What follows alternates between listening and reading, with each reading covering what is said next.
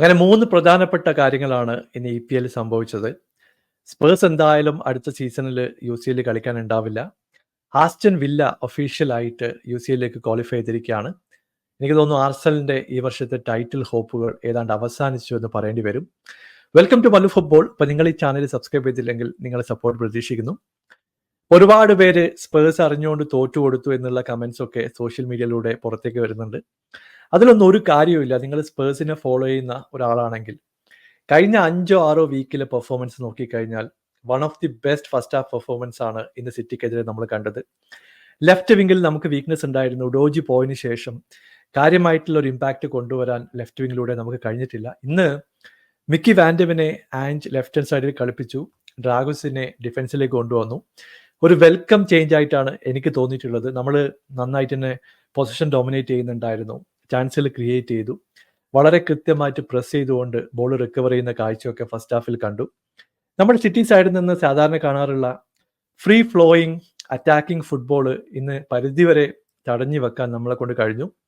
എന്നാൽ കിട്ടിയ ചാൻസുകൾ സ്പേഴ്സിന് കൺവേർട്ട് ചെയ്യാൻ പറ്റിയില്ല. സോണിക്ക് ഒരു ഹാഫ് ചാൻസ് ഉണ്ടായിരുന്നു.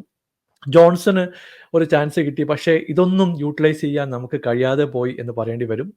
സിറ്റിയെ സംബന്ധിച്ചിടത്തോളം ഡിബ്രോയിന് 1-2 ഹാഫ് ചാൻസുകൾ ക്രിയേറ്റ് ചെയ്തു. പുള്ളിയുടെ ലാസ്റ്റ് ഷോട്ടൊക്കെ കൃത്യമായിട്ട് ഡിഫെൻഡ് ചെയ്യാൻ സ്പേഴ്സിന് കഴിഞ്ഞു എന്ന് പറയേണ്ടി വരും. ഫസ്റ്റ് ഹാഫിൽ 0-0 എന്ന നിലയിൽ മുമ്പോട്ട് പോയി. സെക്കൻഡ് ഹാഫിൽ വന്നതോടെ നമുക്കറിയായിരുന്നു പ്രഷർ സിറ്റിയുടെ മുകളിലാണ്, അവർ സ്കോർ ചെയ്യാൻ വേണ്ടി ശ്രമിക്കും. അങ്ങനെ 10 മിനിറ്റിനുള്ളിൽ തന്നെ ഒരു സിമ്പിൾ ഗോൾ അവർ സ്കോർ ചെയ്യുന്നു. ഇവിടെ ഡിബ്രോയിൻ്റെ ഒരു റണ്ണ് എടുത്ത് പറയേണ്ടതുണ്ട്. പുള്ളി ഇഞ്ച് പെർഫെക്റ്റ് ആയിട്ട് റൈറ്റ് വിങ്ങിലൂടെ റണ്ണ് എടുക്കുന്നു. പുള്ളി കിട്ടിയ പന്ത് സ്കോർ ചെയ്തുകൊണ്ട് ബോക്സിലേക്ക് എത്തിക്കുകയും ചെയ്തു. ഒരു ടാപ്പിൻ ഓപ്പർച്യൂണിറ്റി ആയിരുന്നു. ഹാലണ്ട് കൃത്യമായിട്ട് അത് ബോക്സിലേക്ക് എത്തിച്ചു. ഇവിടെ 3 പേരാണ് ബോൾ വാച്ച് ചെയ്യുന്നുണ്ടായിരുന്നത്. റൊമേറോ ഉണ്ടായിരുന്നു. മറ്റ് ഡിഫൻഡർമാരൊക്കെ നോക്കിയിരിക്കുന്ന ഒരു കാഴ്ചയാണ് കാണുന്നത്. അത്ര ഡിഫിക്കൽട്ട് ആയിട്ടുള്ള ഒരു ഓപ്പർച്യൂണിറ്റി ആയിരുന്നില്ല. പക്ഷേ അത് കൃത്യമായിട്ട് കൺവേർട്ട് ചെയ്യാൻ സിറ്റിക്ക് കഴിഞ്ഞു. പിന്നീട് മിഡ്ഫീൽഡിലേക്ക് ബെൻറ്റങ്കറെ മാറ്റിക്കൊണ്ട് കുലിസസ്കിയെ കൊണ്ടുവന്നു. എന്നാലും കിട്ടിയ ചാൻസുകൾ വീണ്ടും മിസ്സാക്കുന്ന സ്പേഴ്സിനെയാണ് നമ്മൾ കണ്ടത്. അറ്റാക്കിംഗ് മൊമെന്റം ഉണ്ടായിരുന്നു. ചാൻസുകളൊക്കെ ക്രിയേറ്റ് ചെയ്തു. പക്ഷേ ഒരു കാര്യമില്ല. അവസാനം 85th മിനിറ്റിൽ കളി കില്ല് ചെയ്യാനുള്ള ഒരു ചാൻസ് നമുക്ക് കിട്ടിയിട്ടുണ്ടായിരുന്നു. സോണിക്ക് ഒരു 1-on-1 ബോൾ. ഓട്ടേഗ ഇത് സേവ് ചെയ്യാൻ വേണ്ടി മുമ്പോട്ട് വരുന്നു. പുള്ളിയുടെ റിഫ്ലെക്സ് ഇവിടെ എടുത്തു പറയേണ്ടതാണ്. എനിക്ക് തോന്നുന്നു ആർസണലിന്റെ ടൈറ്റിൽ ഹോപ്പുകൾ ആ ഒരു ഷോട്ടോടെ അവസാനിച്ചു എന്ന് പറയേണ്ടി വരും. വളരെ കൃത്യമായിട്ട് ഓട്ടേഗ ഇത് സേവ് ചെയ്യുന്നു. പിന്നീട് തിരിച്ചു വരാനുള്ള ഒരു ഓപ്പർച്യൂണിറ്റി നമുക്ക് കിട്ടിയിട്ടില്ല എന്ന് പറയേണ്ടി വരും. അവസാന ഘട്ടത്തിൽ ഡോക്കുവിനെ സബ്സ്റ്റിറ്റ്യൂഷനിലൂടെ കൊണ്ടുവരുന്നു. ഡോക്കു ലെഫ്റ്റ് വിങ്ങിലൂടെ ഒരു കൗണ്ടർ അറ്റാക്കിംഗ് ബോളുമായി ബോക്സിലേക്ക് എത്തുന്നു. ഇവിടെ പെഡ്രോ പോറോ പുള്ളിയെ ബോക്സിൽ വെച്ച് ഫൗൾ ചെയ്യുന്നു. അങ്ങനെ മറ്റൊരു പെനാൽറ്റി സിറ്റിയെ തേടി എത്തി. ഹാലണ്ട് വളരെ കൃത്യമായിട്ട് ഈ പെനാൽറ്റി കൺവേർട്ട് ചെയ്യുന്നു. അങ്ങനെ 2-0 ലീഡിലേക്ക് സിറ്റി എത്തി ഈ മത്സരം വിജയിക്കുകയും ചെയ്തു.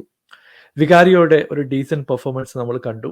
മിഡ്ഫീൽഡൊക്കെ നന്നായിട്ട് തന്നെ കളിച്ചു എന്ന് പറയേണ്ടി വരും. പക്ഷേ ഫൈനൽ തേർഡിൽ ഇപ്പോഴും നമ്മൾ ഒരു മോശം പെർഫോമൻസ് ആയിരുന്നു. കിട്ടിയ ചാൻസുകൾ നമ്മൾ കൺവേർട്ട് ചെയ്തില്ല. അതാണ് പരാജയത്തിന്റെ പ്രധാനപ്പെട്ട ഒരു കാരണം.